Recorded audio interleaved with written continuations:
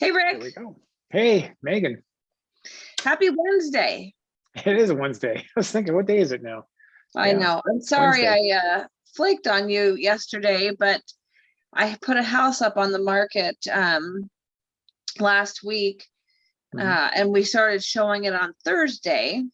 And we had, I believe it was somewhere between 62 and 67 scheduled showing appointments Mm. between Thursday and Monday. And I had my first open house since March of 2020. I Wow. was really nervous. I had somebody at the front signing people in because you have to have them sign a form. I don't know about now Right. though, because of June Yeah, 15th. I past gotta June find 15th. out Yeah. all the new rules. And then I was in the living room, and then I had one of the agents that I mentor in the backyard. So all three of us could sort of greet people, answer their questions, and sort of usher them through and down the driveway so they didn't all get clogged up in the same Oh, room. there you go. Yeah, there you go. Good job. I was so nervous. Wow, that's a ton of showings. Guess how many people signed in at the open house? No clue.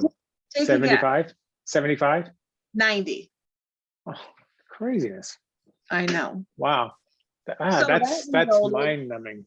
I know that resulted in 33 offers. Wow. What's the price range of this house? So the house is 700, There you go. and it sold for over 800. It's a great, I mean, That's it's a the great market. house. It is the That's the market. market. And that's why people, here's the thing, is Mhm. that even though the market is phenomenal, Mhm. it is still the kiss of death to overprice a property. It's the kiss Mm. of death. You're not, it's Okay. still not going to work. I had all that activity. I had all those offers, not because I'm magic, but because, we have a system in place that works and we work Mhm. it. Right. And I got a call from an agent on Tuesday or Monday, and she's like, "Oh, how's that listing going there?" She's really nice, and I know the house that she's selling very well. And Mhm. she said, I said, "Oh, it's going great. Here's what happened." She had an open house. I think that house is grossly overpriced by about probably about 100 grand. And um, I said, she said that like nobody came to the open house. They had no offers. They had no scheduled showings. And it's like, that's because even though it might end up where Mhm. you're at, you can't start there because Right. people, Right. yeah, people Good are point. knowing that they have to, you know, bid higher on things. Mhm. So anyway, That's I said, interesting. I Yeah. think you're overpriced. And they're like, yes, I know. I'm like, you gotta quick while you can, quick while you can, because another sweet spot is the Mhm. timing, right? Like Mhm. this market, the culture of the market here is like, if you're on the market for more than 9 days, something's wrong with you, Stale. It's a stale listing, right? Yeah. It's Yeah. imperative that you're ready at the get-go and everything is Mm. completely perfect. Which brings us to our topic today, Mhm. and that is home preparation before selling. Mhm. So in this market, the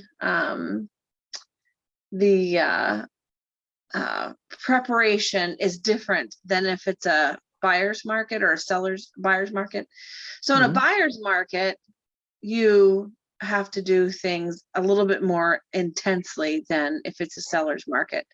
So right now, the goal is to get something in a condition that when home buyer looks at it, they feel like they can move in and Mhm. they can live contently and they can deal with other things later.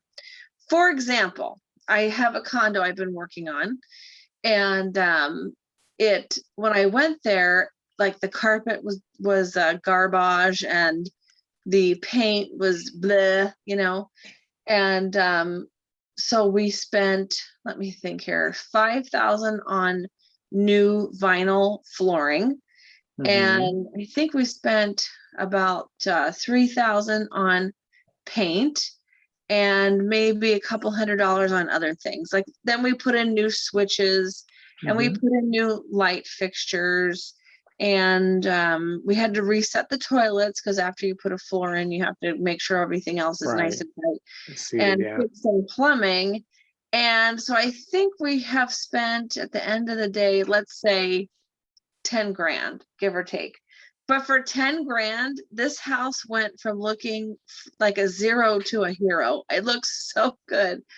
It looks so good. I have a color palette that is, you know, trendy, and it's like the kitchen didn't get redone. We did not remodel the bathrooms. We did not put in new windows and doors or anything like that. But I guarantee that we're going to get top pop for this, because people are going to look at it and go, you know what, it looks really good. I can totally live here and be happy. And eventually I'll redo the kitchen. That's it. Makes sense, right? Yeah, so $10,000 gets them a lot more activity, right? A lot more offers, and likely a much higher price compared to if they would have left it like it was, right? Exactly. And it's like, plus, you know, people don't generally have the resources to get stuff done. They don't know how to do it. They don't know who to hire. They don't know It's not how their long it's wheelhouse. going to take. Yeah. And Yeah. so just take the guesswork out of it for them. It's like, we have a whole list of people that we use for things. So we can get it done, I guarantee, a lot quicker and a lot more efficiently than somebody else can. So that's always something that I'm willing to, help and consult on. And we have a couple of houses that are in this process right now. So we put a new roof on one last week. We're painting one this week. We're regrouting, reglazing another one this week. And we manage the contractors and get the seller, complete approval and everything. And then we keep them updated. So. Well, that's good to know. So I guess the message here, as I'm listening to you describe these situations, is that it's not as simple as putting a sign in the front yard and getting 85 offers. Right? No. There's actually a mindset, there's a method behind that, right? Oh yeah, like the one that I put up for sale this weekend. I probably have been over there 4 times in the last couple of months, just consulting on things and rearranging furniture, and then they were ready to go. So then we went in and, took some tchotchkes and some kind of finishing touches just so it felt homey. I mean, it's like in this market, all of the preparation is front loaded, like everything is ready to rock and roll before you even put it on the market. I have one that I took pictures of yesterday, and my client, you should see this house. It is probably the cleanest house in the flatlands of Anaheim. It is meticulous. It's fabulous. And the seller, obviously, if her house is meticulous and fabulous, she is also meticulous and fabulous, right? So she wasn't like completely thrilled with some of the pictures.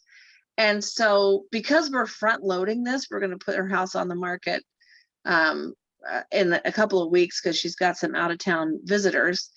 I went ahead and hired a second photographer to go take more pictures so she can choose. It's like, it's her house. It doesn't cost me that much money to give her these choices and make her feel really good about showcasing all of her hard work for the last 20 something years. Smart. Yeah, for sure. So it's interesting times, but you do, even though it's a seller's market, you do need to make sure that everything is perfect. Well, didn't we have a transaction recently where where the seller's agent did a pretty poor job on the presentation?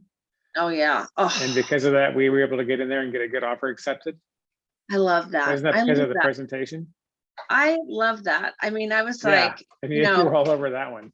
Yeah, I was like, the pictures look like a 5-year-old took them. No offense to 5-year-olds out there, but I mean, they were janky, they were dark, they were weird, and there was all these like restrictions, and so it had kind of like fallen out the first time, and the second time, I told our clients that we had to go and look at it. Like, I smelled an opportunity. It's like, Did, you know, yeah, yeah, I wanted to get that because man, it's so hard. I feel so bad. Like out of those 33 offers that we got, I mean, there's 32 people that don't have a house, you know, that's the hard part. That's the hard part.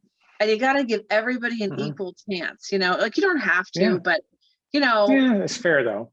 yeah. It's like, you know, somebody took their time out of their day, an agent, to go show your listing, and the buyers took time out of their day and their hearts are probably invested in it. You know, it's very exhausting. Yes, So you want to be nice to it people, you is, know. for sure. But yeah, I'm glad we got that house for our clients because otherwise I think we would Yeah, have oh been at the boy. point. We're just right on the cusp of not being able to get anything, you know, just that price range or Yeah. mid sixes. Well, I think in that case, we talked about this in the past, is that you were the most prepared person in the room, right? You had more preparation than the buyer than the seller did in that case, right? Seller was Right, really unprepared, you were over prepared, right? right, And that's what yeah, made the difference. You had the right, game plan going in, and the seller's agent didn't really have the game plan. They were just putting a sign in the yard and hoping for the best, right, right? I right. think that's the difference. I like it. Yeah. I love an opportunity Yeah, for good my stuff. That clients. was really Yeah, good. exactly. They're so happy, so that's good. Yeah, they are. All right. Well, thank you very much. Thank you for meeting with me on a Wednesday, and I It's hope all you have a good. successful week and a happy Father's Yeah. Day, Rick. Oh, thank you. Thank you, Megan. Really appreciate it. You Appreciate bet. you. All right. All I'll right, we'll talk to talk you later. soon. All right, Bye. take care. Bye-bye.